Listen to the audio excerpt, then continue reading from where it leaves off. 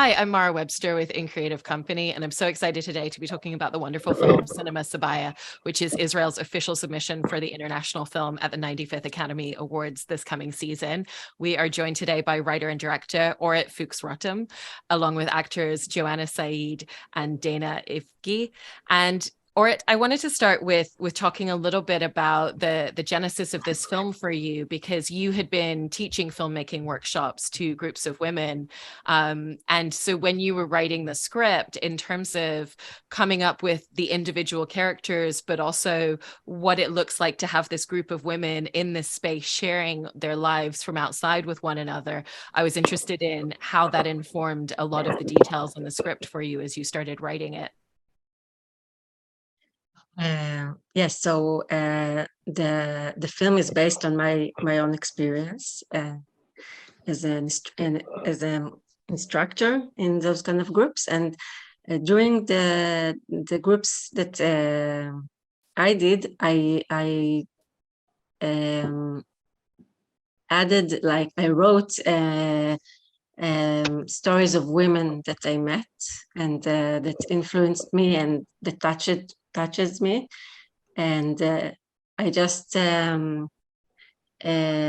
collected like small details that I liked, and of course I changed it a lot after that when I wrote it. So there's no woman that can recognize herself inside the film, but many themes and ideas came to me from those workshops that I did. I think that the small details are the most important that I got from this workshop. That's wonderful. And Dana, it sounds like, or it was very collaborative with all of the characters in allowing each of you to bring your own ideas and interpretations from what she had written.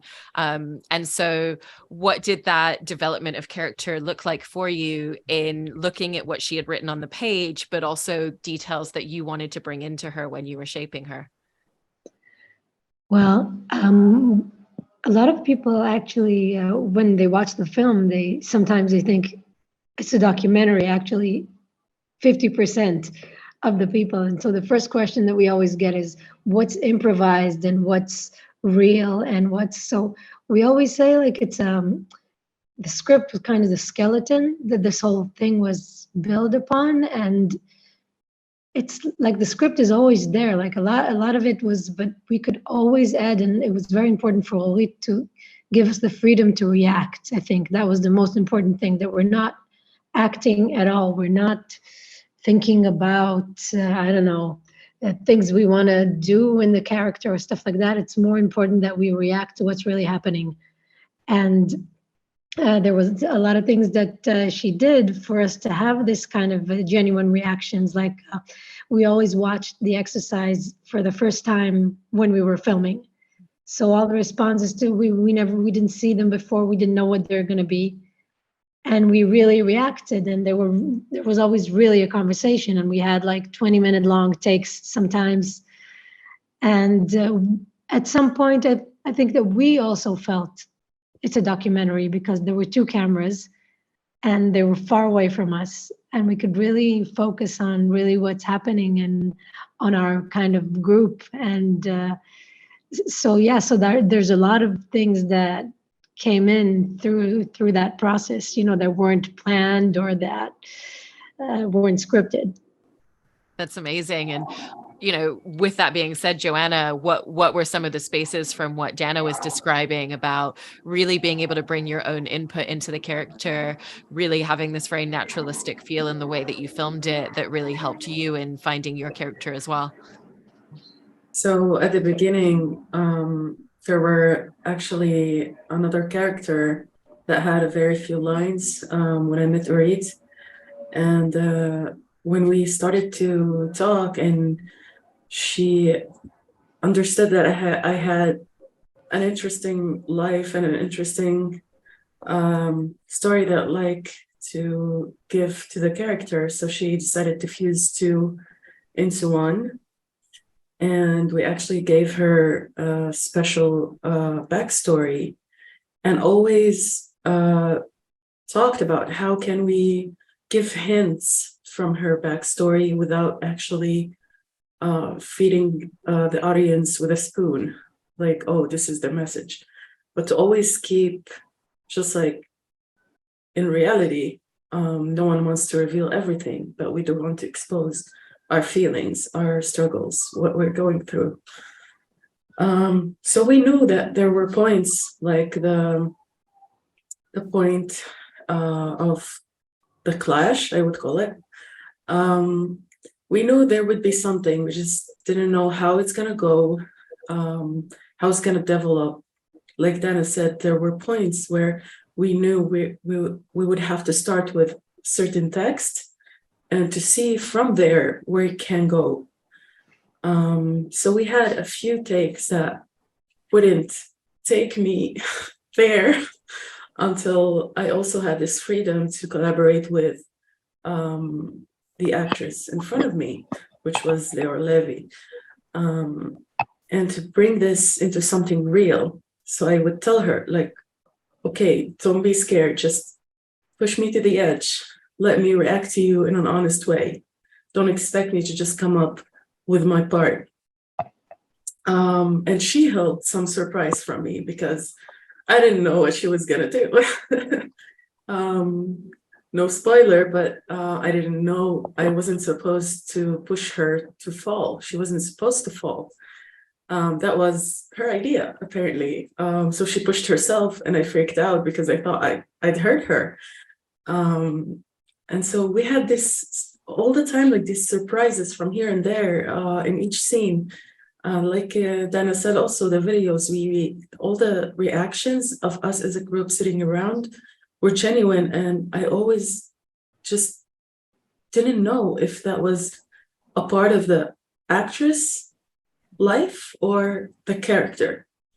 So also I was in real shock, in real emotion, in real life workshop for me. But we did have this bird that was Orit coming onto the circle, telling people in their ears, something here, something there. So it was really nice. It always felt real and surprising. And we had a lot of freedom to be ourselves in character, but bring something that is close to us, as long as it doesn't go beyond the limits of the character and who she is. That's amazing. And, you know, I love what was being brought up about the film being captured with 2 cameras and how that allowed for a lot of coverage, especially with a group of so many characters in the room. And in directing the film, Orit, did you have the idea very early on that it was necessary to use 2 cameras? Because this was also an incredibly fast shoot of only about 12 days for you. So how did that help you in making sure that you had so many connected character moments and close-ups on everybody as you were shooting without having to do as many takes? Yes, so we did understood very fast, me and the cinematographer, that we need to shoot this film with 2 cameras because, first of all, I wanted this authenticity, not having to do the same take like over and over. So I needed to know that I have what to work with, how to edit it. And also because we had only 12 days, we had to shoot fast and not to worry so much about if we got it, if we covered it. And yeah, and also, but we also understood that things that are off screen, it's also fine because it helped actually the feeling of this naturalism that we were looking. So sometimes we didn't catch everything and it was just fine for us. It was also more than 2 cameras, actually.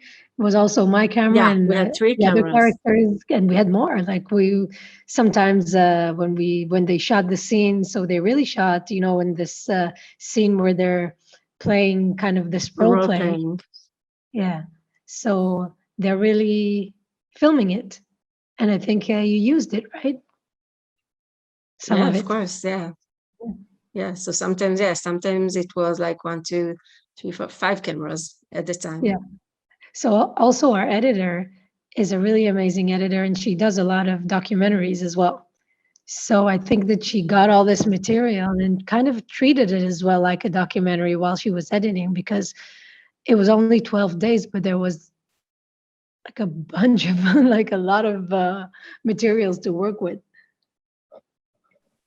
And Joanna and Dana, the journeys that your characters go on with themselves, it's very delicate and very nuanced in terms of the journey that they're going on, from getting to know the other women in the group, feeling more comfortable opening up about more of their own lives. And so how did, having a very fast shoot, but filming in chronological order because of the film taking place in one singular location for you, really help in finding the little changes and the little evolutions that you wanted to create in your performances for both of you? I would start to say that it was interesting because Orit kind of didn't let us go on our own ventures as a cast. So we weren't going after the shootings to sit with each other or get to know each other. So even our relationships on set were growing organically through the chronological meetings that we were having, as if having an actual workshop. And some of the tensions and some of the closeness that you see, that was real, and it really helped.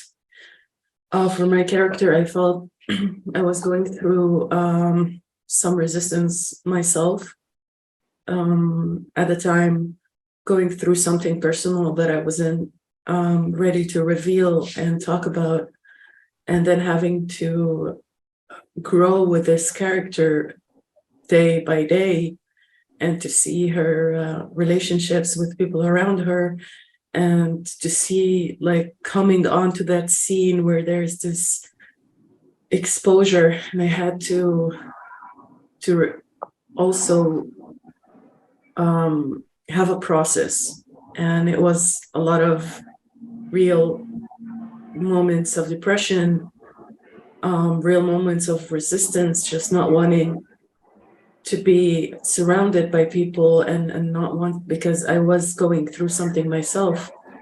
And it felt so real to me that moment when it happened, I remember running away from set because I didn't want to believe that we're filming right now. Like, I'm going through something real, and after the cut, everyone is going to their laughing mode, and I'm still in there, like something real is gonna come. And I remember Orit coming to me and saying, after I told her everything, because at that point we were we had a very personal relationship off set as well.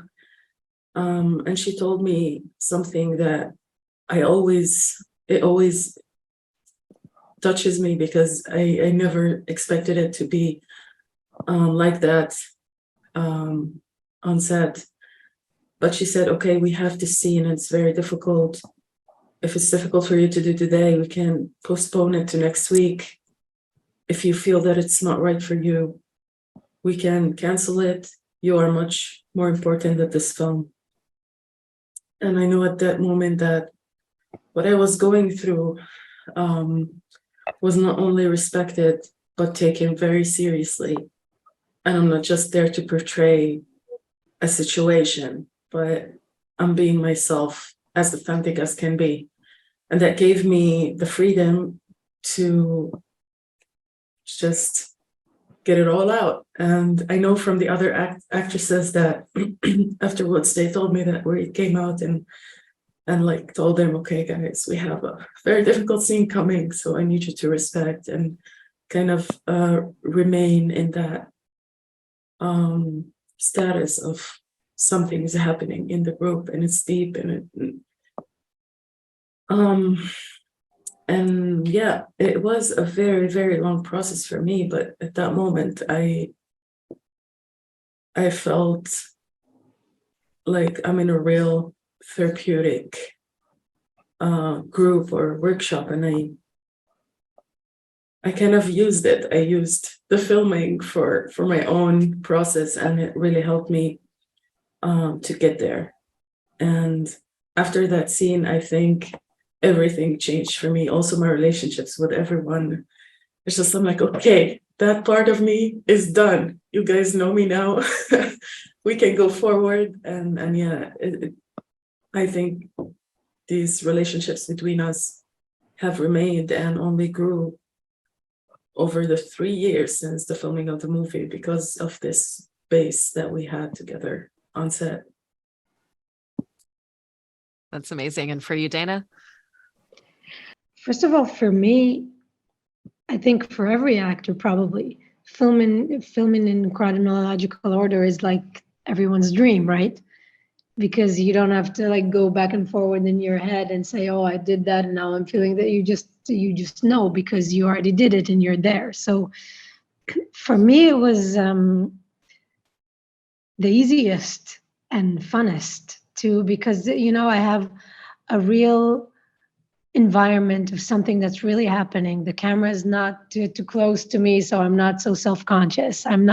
It was the like ideal, I think, setting for me to really forget that we're making a movie and just really focus. And also I had a camera in my hand, so I was also focused on, you know, my character. At some point, she's thinking of maybe making a documentary out of all this, and I'm thinking of, oh, I don't want to miss this shot, and wait, I was really free to really just be there and listen, which for me is the most interesting thing. The more like I can forget that I'm acting and there's interesting things going on, and the character, because also my character is really there to listen. She's there to bring out things from the other characters. She's not really exposed and you don't really know a lot about her. Me and Orit, we know, we know a lot about her, but we decided not to expose it because we felt that it was just more real that way. The teacher or the moderator is is like, you're talking to us now. We don't know so much about you. You're here to kind of bring stuff out of us. So we really liked it that way. And every time we would shoot a scene that would be personal to Rona's world, we felt like we don't believe it. It feels like, oh, and here's the part of the story where this character is being exposed. And it felt fake to us because everything was so real. We didn't want to break it. And we even felt eventually it was more interesting that way. And so the whole thing, I think it just helped it be the realest that it can be. And to the point where people actually think that it's a documentary. And I think all those elements really helped what Joanna is talking about and the chronological order and the two cameras and its way of working, that I think she's kind of allergic to things that are not 100% real. So she would always bring us to the more to our most real places. And I think for every actress in this film, there are parts that are real, like the one that's living on a boat, and so it's really her boat that we see in the film. And there's a lot of real elements that we're not saying, we're not giving them all away because just, we don't know who really wants to expose their life and who doesn't, but there's a lot of real stuff going on there. Yeah, no, I love all of those details that you're saying is what makes it such a beautiful and gentle film. And with that, with the directing, Orit, I love the scenes where we get to see the footage of what each of these characters have filmed from their worlds outside, from their home lives, from their relationships, from the way that they see things.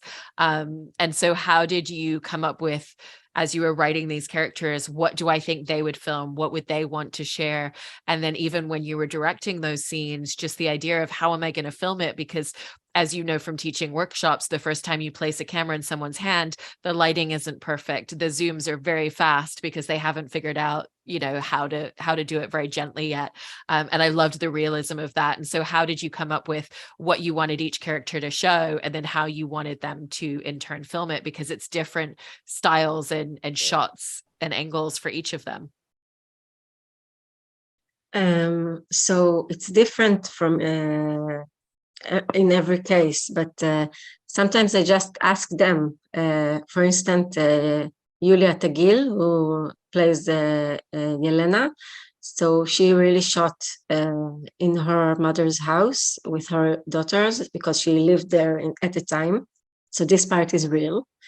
But also in Etty's world, she shot an extra, an actor, and it's not her place. But when I thought about this character and her relationship with her husband, me and the cinematographer thought what will be interesting to show.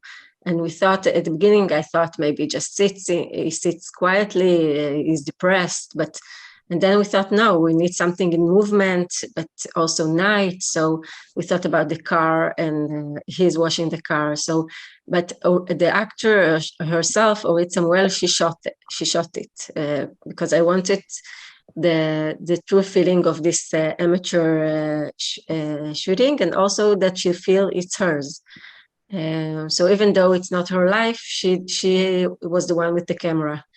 And that helped her connect to the footage that she showed, and also gave this feeling that my cinematographer couldn't do, even if he tried to do it really bad.